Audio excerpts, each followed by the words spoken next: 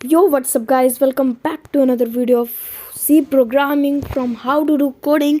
तो अभी हम लोग इस समय 44 पेज नंबर पे अब हमें चालू करना है 45, जिसका हमने सबसे फर्स्ट लाइन जो है द एरिया ऑफ सर्कल 12 देख लिया था, जो कि है प्रोग्राम 1.3 का आउटपुट।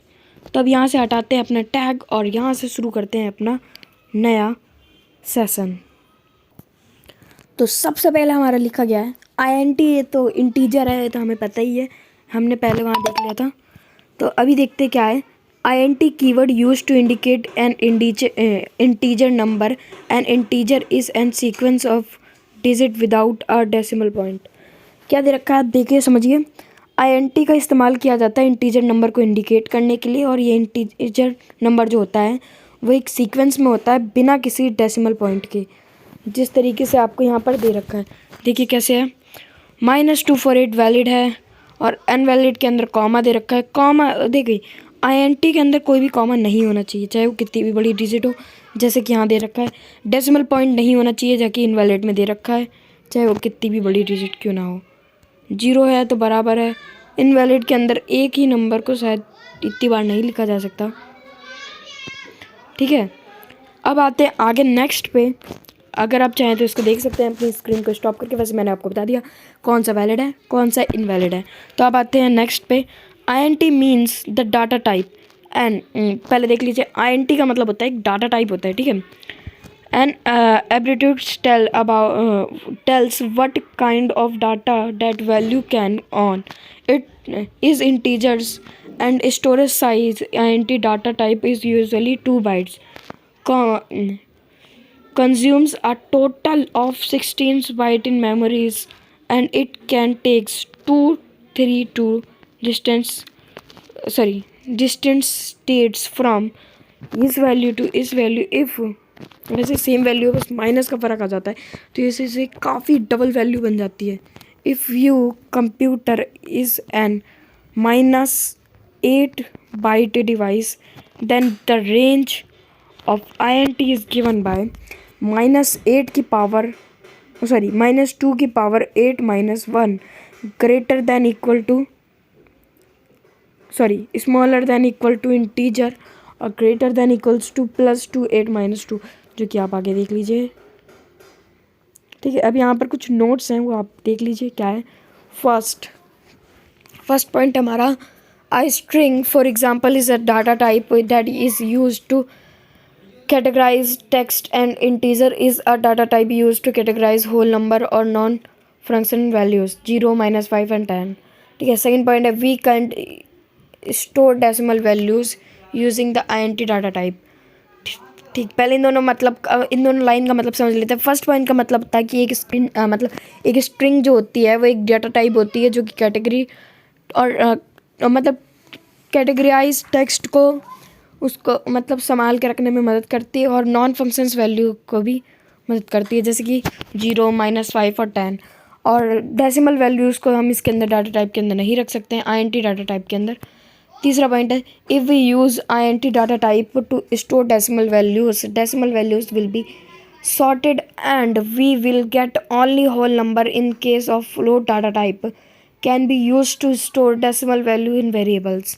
जहाँ को मतलब का है को इसका मतलब क्या है मैं बताता हूँ आपको कि गाइज एक एरर हो गया था, जिसकी वजह से मैं थोड़ा सा बता नहीं पाया शायद, या बता दिया मेरे को पता नहीं चला। तो अब देख लेते हैं, यहाँ से थर्ड पॉइंट की हिंदी समझते हैं।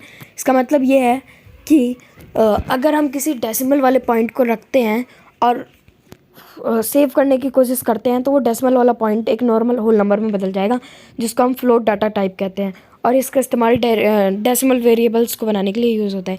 एक स्टेटमेंट दे रखी है integer are area.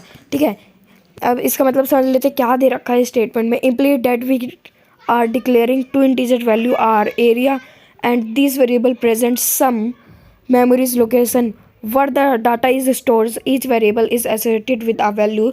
The process of giving values to variable is called assignment of value. The assignment operators or storage operators equals to is used to assign a value. The statement r equals to 2 area is equals to 3.14 multiply r. अब इसका मतलब same simple से बता रखा है इसके example के अंदर। अगर हमने आर को 2 के इक्वल दे रखा है तो एरिया के अंदर अगर हम 3.14 को मल्टीप्लाई करते हैं आर और मल्टीप्लाई करते हैं आर से, तो ये आर की जगह ऑटोमेटिकली 2 पुट करके उसको मल्टीप्लाई कर देगा। Implied that we are assign the value to declare variables are represent memory location where the value 2 should be stored, and area represent the memory location where the value 3.14 multiply 2 equals to 3.14 multiply 2 equals to 12। मतलब यहाँ पर जो मैंने शुरुआत में 2 बोल दिया है इस जगह पर वो आर है, मैंने आपको बताने के लिए 2 बोल दिया था, अब मेरे को नहीं पता था आगे 2 ही है, ठीक है। should be stored कॉमा और इन अ स्टेटमेंट INT आर और एरिया। इस स्टेटमेंट के अंदर जो कॉमा रखा है वो किस काम का आता है वो जरा देख लेते हैं। Implies variable separator use to separate the characters group, no space should be used after the last character group, for example INT r area.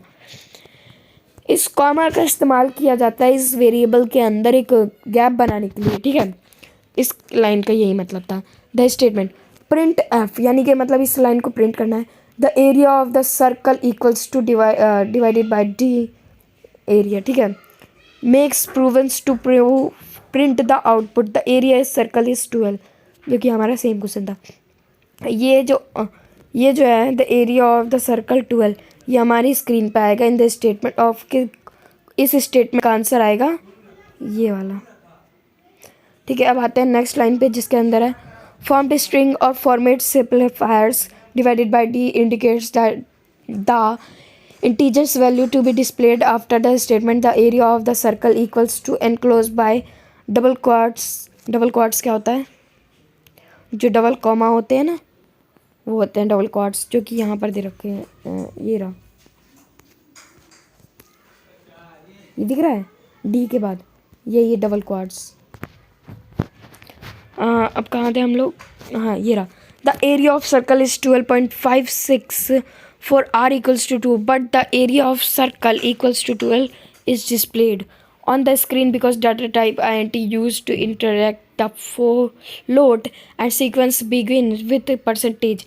Format simplifier is divided by d is used to interested of percentage f is floated r area is written intersected of integers r comma area, and the statements print f the area of ये is written unsetted print of ये। फिर इसके बाद आता है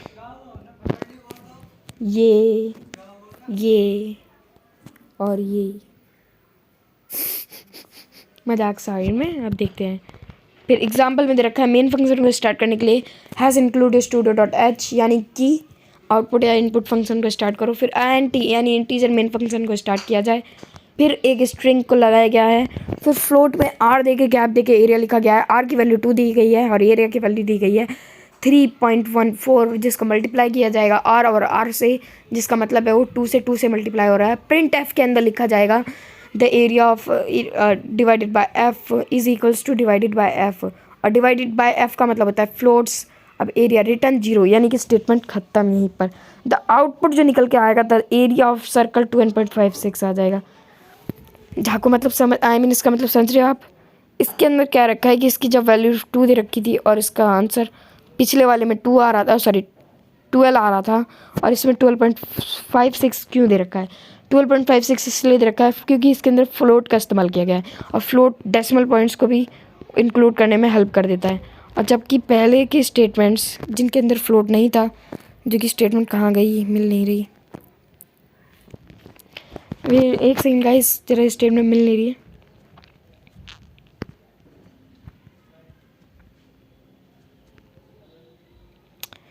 कोई बात नहीं मिल रही तो ठीक है। अब देख लेते हैं floats mean the data type is float.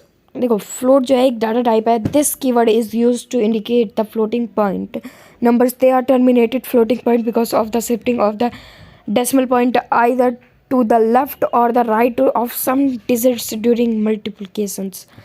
इसका मतलब समझिए आप क्या दे रखा है, फ्लोट जो है इसका इस्तेमाल किया जाता है फ्लोटिंग पॉइंट्स को दिखाने के लिए, यानी कि डेसिमल पॉइंट्स को रिप्रेजेंट करने के लिए। और ये जो होता है एक तरीके का डाटा टाइप होता है जो कि राइट साइड और लेफ़्ट साइड दोनों तरीके के नंबर्स के अंदर यूज़ होता है। वो तो आपको पता ही हो क्या होता है। मेंटिसस एक्सप्लोरेटर्स नोटेशंस, इस तरीके की डेसिमल नंबर को हम कुछ इस तरीके से लिख सकते हैं और जिसको इस तरीके से भी लिखा जा सकता है, जो कि क्या है आप देखने की कोशिश करते हैं। 0.000000000013 इक्वल्स टू कितना हो जाएगा 1.3 इंटू में 10 की पावर -11। यहाँ पर अब इसका मतलब आप समझिए, अगर आपने साइंस पढ़ी है तब तो आपको समझ में आएगा, साइंस नहीं पढ़ी है तब तो आपको और भी अच्छे से समझ में आएगा। मजाक साइड में, अब आगे बढ़ते हैं। तो इसके अंदर कुछ दे रखा है कि 11 जीरोज़ हैं इसके अंदर, जिसके अंदर 1.3, जिसको 1.3 दे रखा है, सॉरी 13 है, जिसको 1.3 में दे रखा है और उसके बाद मल्टीप्लाई करके यानी कि 10 यानी कि 0 लगना चाहिए, इसको 11 बार लगेगा तो सेम ये वैल्यू आ जाएगी। और इसी को एक तरीके से और दे रखा है 1.3 e -11 यानी कि 10 की जगह मल्टीप्लाई 10 की जगह e दे दिया है, जो कि सेम मतलब निकालता है इसका। अब इसके अंदर कौन सी डिजिट वैलिड है और कौन सी इनवैलिड है ज़रा वो देख लेते हैं। जिसके अंदर पॉइंट लग जाता है, आई मीन लगा दिया जाता है, ठीक है, जिसके अंदर अगर गैप दिया जा रहा है तो ई लगा होना चाहिए, वो वैलिड होती है। अब इनवैलिड में देख लीजिए क्या क्या दे रखा है। गैप दे रखा है यहाँ पर, जो कि इनवैलिड हो जाते हैं आउट ऑफ, और आउट ऑफ रेंज के नंबर नहीं लिखने हैं। इसका मतलब ये है कि आप पता नहीं 50 बार 999 लिख दो और उसके बाद हाँ भाई इसको मल्टीप्लाई करो, तो ये आउट ऑफ रेंज का हो जाता है। इसको कंप्यूटर के भी इतनी शक्ति नहीं है कि वो आउट ऑफ रेंज के नंबर्स को भी वो निकाल पाए। 0 कॉमा नहीं होना चाहिए, ठीक है, गैप्स नहीं होना चाहिए, प्लस माइनस दोनों का इस्तेमाल नहीं होना चाहिए, वो भी एक साथ। एक साथ का मतलब आप समझ जाओ, ये रहा the statement float r area implies that we are declaring the floating point variable r area। Page number 48 पे हम ख़त्म हो चुका है। अब आते हैं पेज नंबर 49 पे, बट हमारा टाइम जो है वो ज़्यादा हो गया है, 12 मिनट्स की वीडियोस हो चुकी है, तो हम यहाँ पे लगाते हैं अपना प्यारा सा लंबा सा टैग और हम अपने आज की ट्यूटोरियल को यहीं ख़त्म करते हैं। हम मिलते हैं आपको कल इसकी नेक्स्ट वीडियो के अंदर, जिसके अंदर हम पढ़ेंगे और भी आगे का, जो कि है पेज नंबर 49 से लेकर।